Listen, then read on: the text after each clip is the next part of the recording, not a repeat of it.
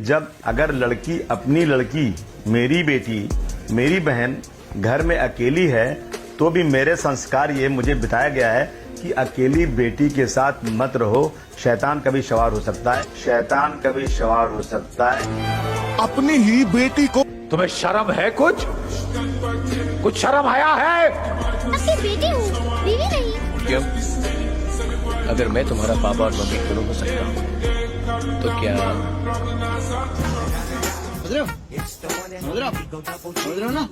This is Gomutra and this is the most expensive coffee in the world, made from cat poop. No questions when drinking this, but a lot of criticism when it comes to this.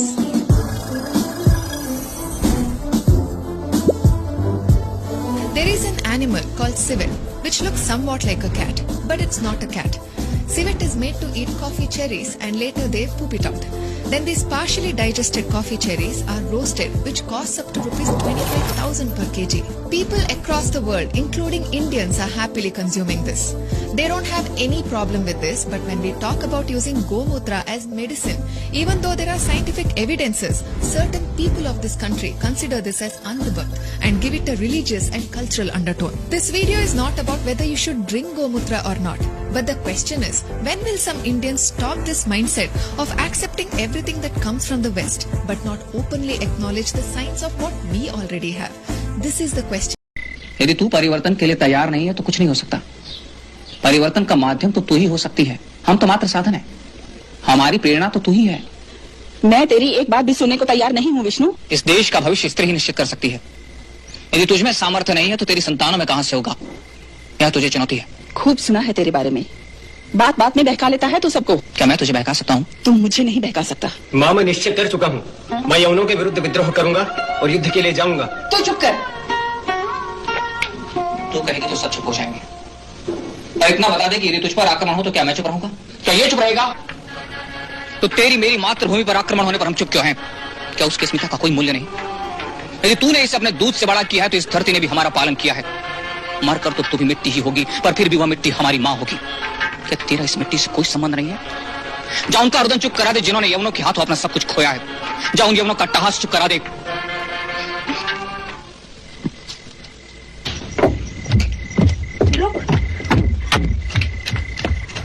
यहाँ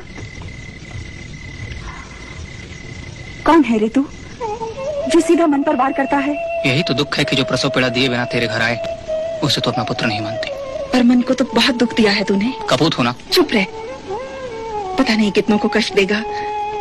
चल भीतर चल। अरे आज्ञा तो दे चुकी हूँ, ले जाना। उन्होंने कहा कि अल्लाह ने 4 दिन में सूरज बनाया, ऐसा कह रहे हैं, लिखा है। कहा वो उन्होंने पढ़ के भी बताया। तो जो दिन है वो दिन गिने कहाँ से? क्योंकि दिन तो सूर्योदय सूर्यास्त से गिने जाते। जब बना है, जब दुनिया नहीं थी।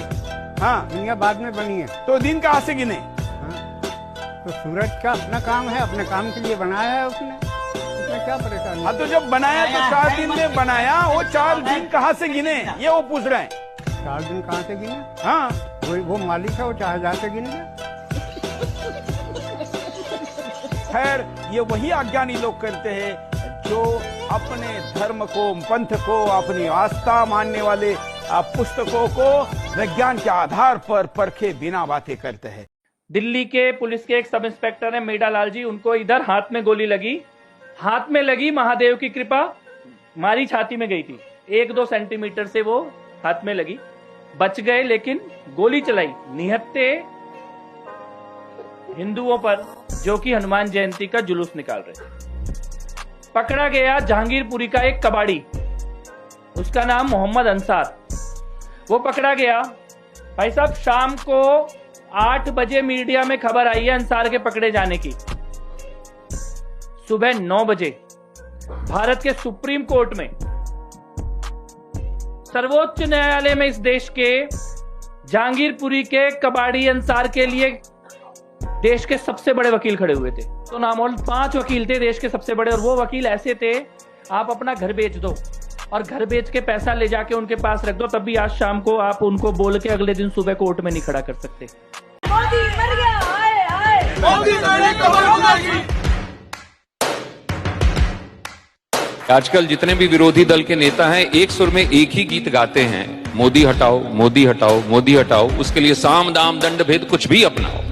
जब आप तक ये बात पहुंचती है तो क्या प्रतिक्रिया होती है? मैं उनका आभारी हूं कि उन्होंने देश के अंदर एक एजेंडा बना दिया है और मतदाताओं के सामने बड़ा लिमिटेड चॉइस है कि एक मोदी को रखना है नहीं रखना है, दूसरा है मोदी को हटाना है। उनके पास ये भी नहीं है किसको लाना है। दूसरी तरफ देश को पता है कि मोदी क्या क्या हटाना चाहता है और मोदी जो जो हटाना चाहता है उस आंधी में इन सबका बचना बड़ा मुश्किल है।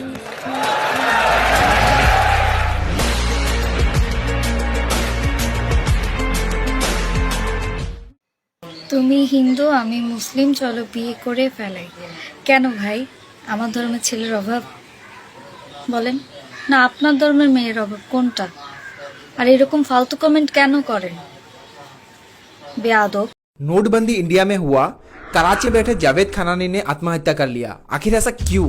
और पाकिस्तान में जो लोग कुकिंग गैस प्लास्टिक के बैग में भर के ले जा रहे हैं और पाकिस्तान में जो लोग आटे की भीख मांग रहे हैं, इन सब का डायरेक्ट कनेक्शन 2016 में हुआ डिमोनेटाइजेशन की वजह से है।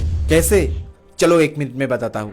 इंडिया का 40% से ज्यादा फेक करेंसी पाकिस्तान होल्ड करता था, जिसका असली मास्टरमाइंड था जावेद खनानी, जो दाऊद इब्राहिम के मदद से इन सारे फेक करेंसी का स्मगल किया करता था विद 1000% मार्जिन, जिससे पाकिस्तान को हर साल 500 करोड़ का प्रॉफिट होता था और इंडिया बर्बाद। और इसी प्रॉफिट को देखते हुए पाकिस्तान अपनी नोट से ज्यादा इंडिया का नोट प्रिंट करता था। और ऑब्वियसली पाकिस्तान जब इंडिया का नोट प्रिंट करता था बहुत ही ह्यूज अमाउंट में, तो उसका एक कॉस्ट भी आता था। और जैसे ही इंडिया में डिमोनेटाइजेशन हुआ, पाकिस्तान में जो इंडिया का फेक करेंसी था वो सारा का सारा रद्दी बन गया। इंडिया की डिमोनेटाइजेशन की वजह से पाकिस्तान आज भीख मांगता है और जो पैसे लगा के पाकिस्तान टेरर फंड करता था, जो जिहादी कश्मीर में एंटी इंडिया एक्टिविटी करते थे, वो भी रुक गए। तो तुम्हें क्या लगता है, डिमोनेटाइजेशन सही था या गलत? कमेंट में जरूर बताना। ये काम नहीं कर सकते, लेकिन मौलवियों के पास रात के वक्त भी बच्चे अवेलेबल होते हैं, दिन के वक्त भी पर्दे में भी अवेलेबल होते हैं। ये बच्चों के साथ मुंह काला करते हैं। तो मैं फिर ये कहना शुरू कर दूं कि ये मदरसे मौलवियों ने इसलिए बनाए हुए हैं कि ताकि बच्चों के साथ मुंह काला करें। और मदरसों के माहौल जो है ना, हमसे ढके छुपे नहीं है। 5-6 साल मेरी उम्र थी, उस वक्त से मैंने मदरसों में जाना शुरू किया है। मदरसों का पूरा चट्टा बट्टा मुझे पता है, तमाम मकातब फिक्र का। बच्चियों के साथ ये क्या करते हैं, बच्चों के साथ क्या करते हैं। और जिस फारूक तहसील बच्चे ने अल्लाह को जान देनी है ना, अल्लाह से डरता है, इस मदरसे से पढ़ा हुआ मौलवी उसको के कुरान पे हाथ रख के ना मेरी बात का इनकार कर दे जो मैं बातें कर रहा हूं। इनके मदरसों में ये काम नहीं होते और तकरीबन सारे मदरसों में होते हैं।